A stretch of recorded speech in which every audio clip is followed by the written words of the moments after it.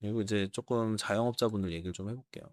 요즘에 저만 느끼는지는 모르겠는데요. 이게 그 소위 말하는 업무지구에서도 그 가게들이 자주 바뀌는 것 같아요. 이것도 조사를 했어요. 보통 중소벤처기업부에서 많이 하죠. 중소벤처기업부에서 조사를 했고요. 그래서 뭘 분석을 했느냐. 폐업자 현황이죠. 폐업자 현황. 그다음에 1년간 폐업한 소상공인 1,500명 설문조사도 하고. 그러니까 이 설문조사를 통해서 이제 지금 폐업한 이제 소상공인 같은 경우에는 어떤 상황에 처해 있는가 이런 부분에 대한 얘기를 좀 하는 거고 그 중기부에서 이제 국세청 폐업 통계를 분석한 게 이번이 처음이라고 해요. 그러니까 이제 중소벤처기업부가 오히려 이런 그 소상공인과 관련해서는 조금 무관심했던 부분도 있는 것 같다라는 생각도 들기도 합니다. 그러니까 폐업 사업체 수는 소폭 감소했어요. 그래도 폐업 사업체 수 자체는 소폭 감소했다. 그래서 지난해 폐업 사업체가 97만 6천 개였는데 전년 대비해서는 한 3만 2천 개 정도는 감소했다. 그래서 폐업률이 살짝 하락했어요. 살짝 하락했고 8.64%의 폐업률을 보인다. 2024년 처음으로 100만 개를 넘었다가 이제 다시 줄어들었다 이렇게 얘기가 나옵니다. 문제는 이제 소상공인이에요. 여기는 굉장히 심각해요. 이제 전체 폐업률은 조금 낮아졌는데 주로 우리 소상공인이 딱 생각나는 거 일반 자영업자라고 하면 음식 먼저 생각나고요. 그 다음에 서비스 보통 소매 뭐 물건 파는 거 근데 소매 그다음에 요게 보통 숙박하고 서비스도 들어가는데 어쨌든 여기 이런 6대 업종이라고 하는 도매, 소매, 음식, 숙박, 서비스, 제조 이 소상공인이 주로 종사하는 이 6대 업종의 경우에는 3년 연속 11%대다. 그래서 전체 평균에 크게 웃돈다. 이게 소상공인들은 계속 어렵다는 얘기예요. 그래서 이제 폐업을 하는 충격이 대부분 소상공인에게 이제 집중이 되고 있다. 이런 얘기가 나오고 가장 높은 업종은 역시 소매업, 음식점업이에요. 그리고 제가 맨날 추천드리는 제가 정말 그 약간 저기 블루칼라나 이제 그쪽으로 가실 분들이나 이런 쪽으로 희망하시는 분들에게 늘 추천드리는 전기, 가스, 수도업 이쪽이 제일 폐업률이 낮아요. 전 이런 거 보면서, 그러니까 이게 이제 내가 어떤 진로를 선택하고 하는 데 있어서, 물론 이렇게 음식점업의 폐업률이 높아도 어떤 분들은 음식점업을 해서 성공을 합니다. 그리고 어떤 분들은 또 이렇게 소매업의 폐업률이 높아도 어떤 분들은 또 소매업을 해서 성공을 하세요. 우리가 어떤 인생에 대해서 베팅을 할 때, 이런 부분에 대해서 좀 충분히 생각을 하고 하면 어떨까라는 생각은 들어요. 그러니까 이런 폐업률이나 기본적인 산업이나 이런 부분을 봤을 때 장기적으로 한번 보고, 이 사업이 경기 변동이 심한 건지 아니면은 좀 상대적으로 경기 변동에 따라서 변동되는 폭이 좀 낮은 건지 이런 것도 좀 생각을 해보고 꾸준히 무언가 노력을 투입을 했을 때 내가 이걸 가지고 어떤 이제 이익을 올릴 수 있는지 이런 부분 좀 생각을 해보면 저는 이런 전기가스 수도업이나 이런 게 되게 좋다. 소매업이나 음식점업의 경우에는 이거는 정말 그 잘하는 사람들은 계속 엄청 돈을 벌 수 있지만 그렇지 않은 분들의 경우에는 사실 돈을 벌기는 어렵다라고 생각을 많이 해요. 전기가스 수도가 힘들어요. 다 그래요. 그러니까 힘들어서 저건 그러니까 그 소위 말하는 그 인프라 깔고 이런 거는 이제 공기업이 하죠. 근데 거기에 따른 뭐 하청도 있고 여러 가지가 있잖아요. 그래서 자영업의 대표 업종이 폐업 위험에 가장 취약하다 이런 얘기가 좀 있고요. 그리고 폐업 사유는 당연히 사업 부진이죠. 아니 사람이 힘들어도요 돈만 벌 수 있으면 돈이 되면 이악 물고 참으면서 합니다. 근데 이제 그게 안 돼요. 왜냐면 돈이 안 되니까. 자, 그래서 가장 많은 폐업 사유가 사업 부진 50.4%. 매년 상승하는 추세입니다. 그래서 48.9, 50.2, 지난해 50.4%다. 그래서 다 사업 부진이에요. 근데 이게 사업 부진의 의미가 있는데 나는 사업을 계속 하고는 싶어. 매출이 너무 부진하고 돈이 안 돼. 그래서 폐업하는 경우를 사업 부진 폐업이라고 해요. 비자발적 폐업이 굉장히 많다. 근데 사업을 사실 이거 계속 그냥 돈만 내면 무조건 사람은 한다. 근데 그게 지금 안 되는 거죠. 그리고 60세 이상 고령층 폐업 비중이 얼마냐? 전년이 22.7%에서 25년에 24.4%다 해서 고령 자영업자의 폐업이 굉장히 늘어나는 추세다라고 합니다. 오랫동안 음식점업이나 도소매업이나 이런 걸 하시던 나이가 지긋하신 이런 분들이 계속해서 폐업 비중이 높아지고 있고 뭐 이분들은 물론 충분히 지금쯤이면 돈을 버셔가지고 은퇴를 하실 수도 있겠지만 사실 그 생계 유지가 어려운 분들이 계속해서 자기 그 사업을 하고 있는 분들도 있기 때문에 노후에 굉장히 많은 타격이 좀 있지 않을까 이렇게 생각을 합니다.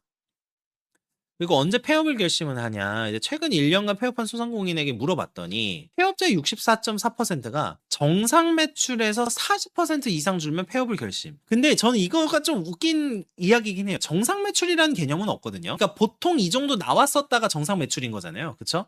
내가 사업을 하거나 이게 자영업도 사업이니까 내가 개인 사업을 하든 뭘 하든 그거를 결심한 이상 사실 정상 매출이라는 개념은 없어요. 사실은. 이 표현 자체는 조금 납득은 잘 안 가더라고요. 정상 매출에서 40% 이상 줄면 폐업을 결심한다는데 그 전까지는 매출이 줄어도 일단 버티면서 사업을 이어간다. 이렇게 일단은 좀 줄어도 당연히 내가 계속 해오던 거니까 관성적으로 하게 되죠. 근데 이거 이제 버티면서 보통 나중에 빚만 생겨가지고 나오는 그런 케이스들이 된다. 저도 계속 느끼는 게 지금 자영업 쪽이 너무 어렵다 보니까 그냥 빚만 계속 생겨요. 정말 대출 받고 또 빚 써가지고 또 일단은 운영을 하는데 안 되고 저는 사실 이게 사람이 갑자기 자기의 직업을 전환하고 이런 게 어렵다 보니까 그런 것도 있지만 이게 결과적으로 보면 계속 빚만 생겨서 나오는 경우들이 너무 많아서 은퇴 자금이나 이런 거 혹시 음식점업이나 도소매 쪽으로 하시려고 하는 분들은 진짜 좀 생각을 잘 해보셨습니다. 폐업자의 부채 규모 이제 폐업자의 68.5%가 폐업 결심 당시 이미 빚을 보유하고 있다. 당연하겠죠.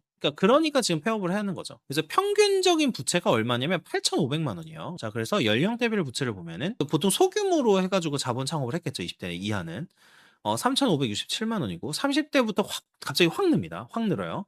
그래서 30대부터 7,200만 원, 7,300만 원 가량 되고 40대도 7,600만 원 가량, 50대가 8,400만 원, 60대 이상이 거의 1억 원 정도가 돼요. 이게 이제 연령대별로 처음에 이제 초기 투입하는 비용 자체도 좀 달라지고요. 네, 초기 투입 비용이 다르고 처음부터 조금 돈을 넣어서 시작하려고 하는 경향성이 나이가 들수록 점점 높아진다. 점점 높아진다. 이게 좀 이런 것도 있어요. 어떤 내가 업을 하려고 하는데 사실 조금 보여지는 것도 생각하시는 분들이 상당히 많아요. 내가 그래도 인테리어도 좀 번듯하게 하고 요 정도는 시작을 해야 되는 거 아닌가? 이렇게 생각하시는 분들도 많고 기존에 오래 하셨던 분들의 경우에는 부채가 이제 쌓여 있는 분들도 많고 근데 어쨌든 연령대별로 봤을 때 보통 계속해서 연령대가 많아질수록 부채 규모가 높아지긴 하는 것 같습니다. 오래 버텨서 그럴 수도 있고 이제 조금 처음에 시작할 때부터 조금 더 많은 자금을 투입해서 시작하려고 하는 경향성도 있고 자, 폐업 결심은 사업자 등록 말소까지는 평균 7.7개월 소요된다. 그래서 폐업을 결심하고 말소까지 하는 것도 이게 다 보통 절차가 아니에요. 알아볼 게 굉장히 많거든요. 뭐 기존에 쓰고 있었던 장비 같은 거 중고로 또 매각하는 것도 또 알아보고 또 뭐 전월세 부분 주로 보통은 상가 이제 임대해가지고 하시는 분들이 많으니까 상가 임대차 빠지는 거 그러니까 새로 들어올 사람들 구하려고 한참 걸리는 경우 많고 이게 제일 많죠. 그러니까 이런 것들 때문에 계속 그때 이제 억지로 이제 버티긴 버티는데 부채가 이때 계속해서 쌓인다.